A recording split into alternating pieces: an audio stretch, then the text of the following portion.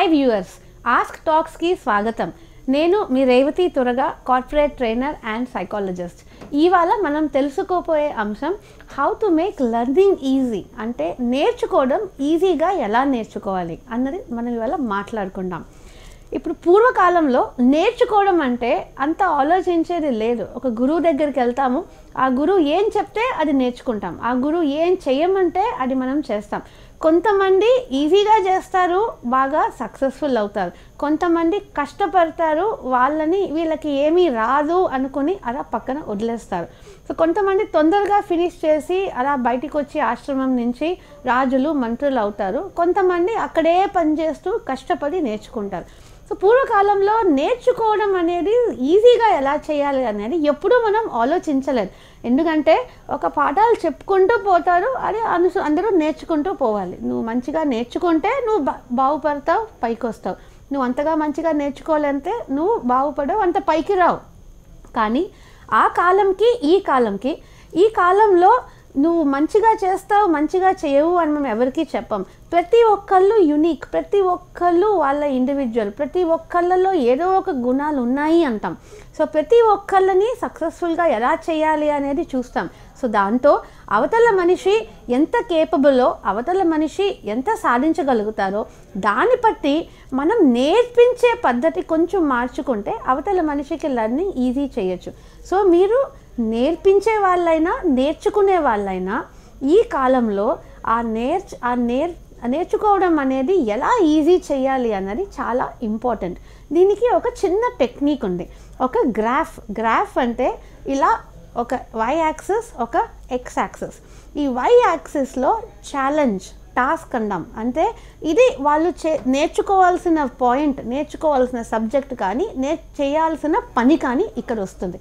X యాక్సిస్లో skill అంటే వాళ్ళ capability, వాళ్ళు ఎంత చేయగలుగుతారు, వాళ్ళ ఆసక్తి ఏంటి, రైట్? వాళ్ళు చేయగలుగుతారా లేదా అన్నది స్కిల్. వాళ్ళ స్కిల్ లో కానీ అవ్వచ్చు, హై కానీ అవ్వచ్చు. అంటే వాళ్ళు అంత ఈజీగా చేయలేరు, లేకపోతే బాగా చేయగలుగుతారు. సేమ్ వే ఈ సబ్జెక్ట్ కానీ, టాపిక్ కానీ, ఛాలెంజ్ కానీ సింపుల్ అయినా అవుతుంది, వాళ్ళకి డిఫికల్ట్ అయినా అవుతుంది. ఇప్పుడు అందరూ అన్నీ ఈజీగా చేయలేరు. పూర్వకాలంలో ఈ డిఫరెన్షియేషన్ ఉంటేనే లేదు. అందరూ నేర్చుకునేవాళ్ళు. రాజు కొడుకు అనగానే ఇవన్నీ నేర్చుకోవాలి, అందరు రాజు కొడుకులు ఇవి నేర్చుకోవాలి. సో అలాగే పిల్లలు కూడా అన్నీ నేర్చుకోవాలి. మనం కూడా కొన్ని ఏళ్ళ క్రితం మ్యాథమెటిక్స్ అందరూ నేర్చుకోవాలి, ఫిజిక్స్ అందరూ నేర్చుకోవాలి. కానీ ఈ కాలంలో ఇప్పుడు ఓకే, నీకు మ్యాథమెటిక్స్ కాదా, నీకు డిజైన్ ఏమన్నా ఇష్టమా, సరే డిజైన్. ఫిలాసఫీ ఇష్టమా, ఫిలాసఫీ. అలా ఆలోచించి పాయింట్స్ అనేది చూస్తాం. సో ఈ కాలంలో ఎలా సింప్లిఫై చేయాలి నేర్చుకోవడం అనేది మనం తెలుసుకోవాలి. So challenge and skill. ఎందుకంటే ఈ కాలంలో అందరూ అన్నీ ఈజీగా నేర్చుకోలేరు. ఒకరికి మ్యాథ్స్ చాలా ఈజీ అనిపిస్తుంది, కానీ ఫిజిక్స్ చాలా కష్టం అనిపిస్తుంది. ఒకరికి హిందీ చాలా కష్టం అనిపిస్తుంది, కానీ తెలుగు చాలా ఈజీ అనిపిస్తుంది. సో ప్రతి ఒక్కళ్ళకి కొన్ని ఈజీ అండ్ కొన్ని డిఫికల్ట్ అనిపిస్తాయి. ఒక చేపని ఈత ఆడమంటే ఈజీగా చేసేస్తుంది, కానీ అదే చెట్లు ఎక్కమంటే అంత ఈజీగా చెయ్యలేదు. సో అవతల మనిషి చేయగలిగేది ఎంత తెలుసుకుని, ఈ టాపిక్ వాళ్ళకి ఎంత ఛాలెంజింగ్ ఉంటుందో తెలుసుకుంటే ఆ రెండు పట్టి వాళ్ళకి ఆ నేర్పించే పద్ధతి మార్చుకోవచ్చు. ఉదాహరణంగా ఒక చిన్న పిల్లాడికి ఒక 5వ క్లాస్ అబ్బాయికి పెద్ద నవల ఇచ్చి మొత్తం నవల చదివేసేయి అంటే ఈజీ అవుతుందా, కష్టం అవుతుందా? ఇప్పుడు 5వ క్లాస్ మనిషికి నవల చదివేది, ఆ చదివే స్కిల్ అనేది తక్కువ ఉంటుందా, ఎక్కువ ఉంటుందా? తక్కువనే ఉంటుంది. ఎందుకంటే అప్పుడప్పుడే నేర్చుకుంటున్నారు, అప్పుడప్పుడే చదువుతున్నారు. సో వాళ్ళకి ఆ స్కిల్ అనేది తక్కువ ఉంటుంది. ఆ సబ్జెక్టు, ఆ టాపిక్ అంత పెద్ద నవల ఈజీనా, కష్టమా?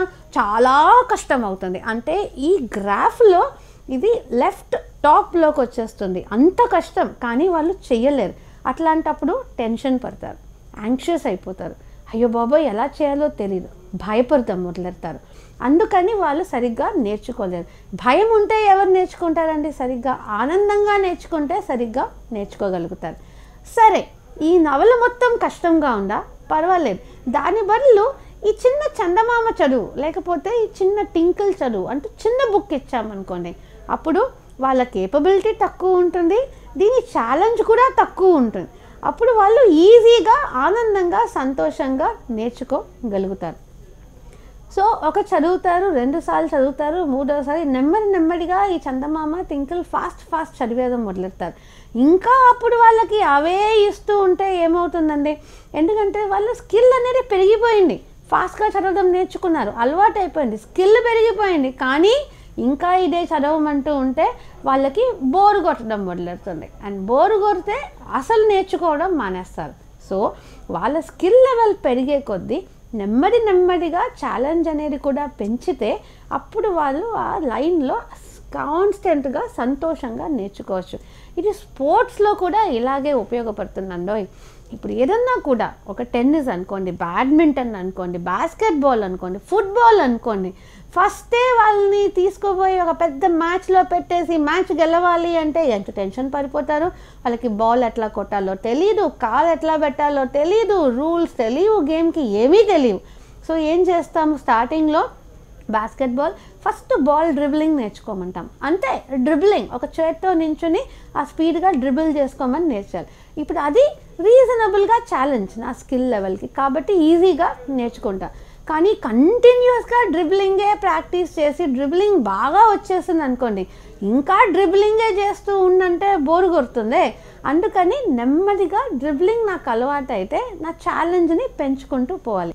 ఇప్పుడు సైకాలజీలో మిహాయ్ చిక్సెంట్మిహాయ్ అనే ఆథరు ఒక బుక్ రాశారు, flow the psychology of optimal experience అని. అందరూ సైకాలజిస్ట్కి అది బాగా తెలిసిందే. అతను ఏమంటారంటే, మనం ఫ్లోలో ఉండాలి అంటే మన ఛాలెంజు మన స్కిల్ రెండు అప్రోప్రియేట్గా ఉండాలి. అంటే మన స్కిల్ లెవెల్కి మన వల్ల ఏమవుతుందో దానికి అనుకూలంగానే మన ఛాలెంజ్, మన టాస్క్ అనేది, మన పని మనం తీసుకుంటే దాన్ని బట్టి మనం ఫ్లోలో ఉండొచ్చు. సో మనం ఫ్లోలో ఉన్నప్పుడు మన బాడీ, మన మైండ్ కంటిన్యూస్గా పాజిటివ్గా వర్క్ చేస్తాయి.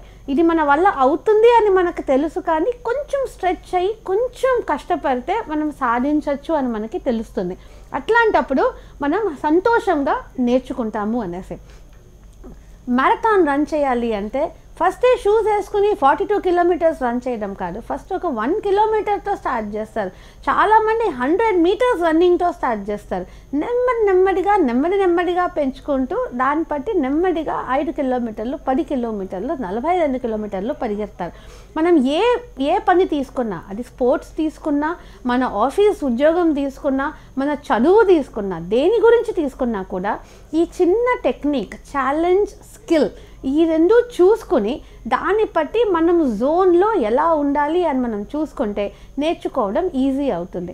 మ్యూజిక్, డ్యాన్స్, పెయింటింగ్ ఇవన్నీ మనం నేర్చుకోవాలి అంటే ఫోటోగ్రఫీ సింపుల్గా స్టార్ట్ చేస్తాము. ఏది ఎలా పెట్టాలి, కొన్ని గీతలు, కొన్ని స్టెప్స్తో స్టార్ట్ చేద్దాం. గిటార్ నేర్చుకోవాలి, నాకు తెలిసిన వాళ్ళు చాలామంది పెద్దగా అయ్యాక గిటార్ నేర్చుకోవాలి అనుకుంటారు. ఏవి స్ట్రింగ్స్, చిన్న ట్యూన్స్తో స్టార్ట్ చేస్తారు.